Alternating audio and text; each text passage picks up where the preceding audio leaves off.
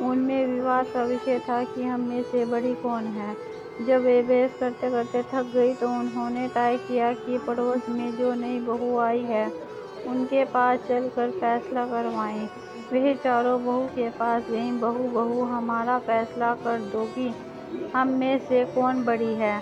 बहू ने कहा कि आप अपना अपना परिचय दो। पहली बुढ़िया ने कहा मैं भूख हूँ, मैं बड़ी हूँ ना।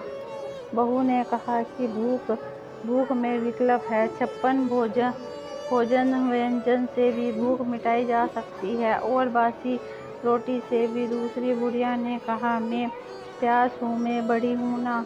बहू ने कहा कि प्यास में भी विकल्प है। प्यास गंगाजल और मधुर रस से भी शांत हो जाती है और वक्त पर तालाब का गंदा पानी पीने से भी प्यास बुझाई जा सकती है। तीसरी बुढ़िया ने कहा मैं नींद हूँ, मैं बड़ी हूँ ना। बहू ने कहा कि नींद में भी विकल्प है। नींद सुकुमल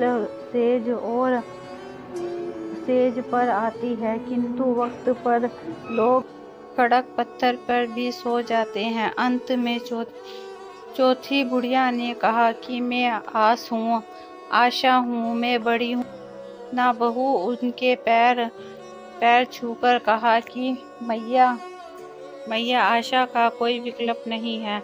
आशा से मनुष्य 100 बरस भी जीवित रह सकता है, किंतु यदि आशा टूट जाए तो वह जीवित नहीं रह सकता। भले ही आपके घर में करोड़ों की धन दौलत भरी हो, पर यह आशा और विश्वास जीवन की शांति है। इसी विषय में से अमृत निकलता है। निश्चित ही मनुष्य विजय होगा। मनुष्यता विजेती।